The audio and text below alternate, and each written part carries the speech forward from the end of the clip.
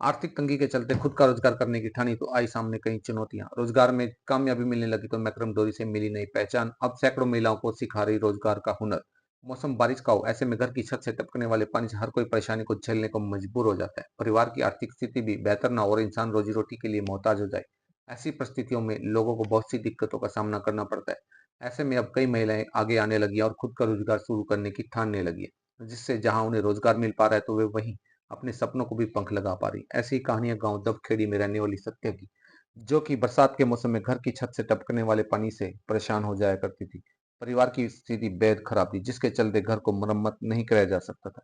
पति बीमार रहते थे। ऐसे में सत्या ने खुद का रोजगार करने की ठानी और मैक्रम डोरी को अपना हुनर बनाया। राह में कई कड़ी चुनौतियां भी आई, लेकिन हिम्मत न हारी।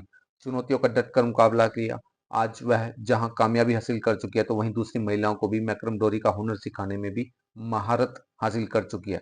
अंतर्राष्ट्रीय गीता जयंती महोत्सव के सरस मेले में सत्या की ओर से खुद तैयार किए गए मैक्रम डोरी से सजावटी सामान व नन्हे कान्हा के झूले प्रदर्शित किए गए हैं। सत्या का कहना है कि परिवार की आर्थिक स्थिति को बेहतर बनाने के लिए उन्होंने कड़ा संघर्ष किया।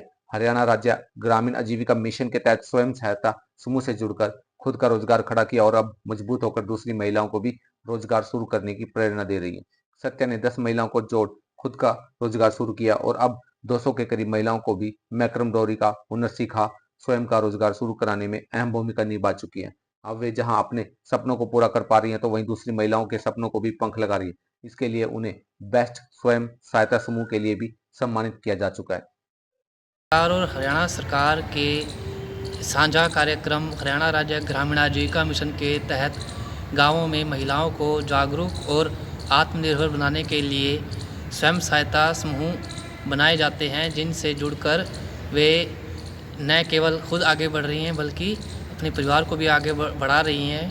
वे स्वरोजगार करती हैं, सरकार की तरफ से चलने वाले प्रशिक्षण लेकर अपने काम शुरू करती हैं, जिससे उनको आमदनी होती है।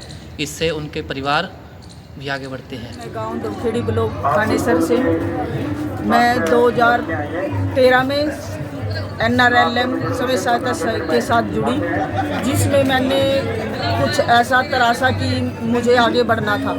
मैंने मैक्रम डोरी को देखा और उससे जाना और फिर मैंने उसको सीखा।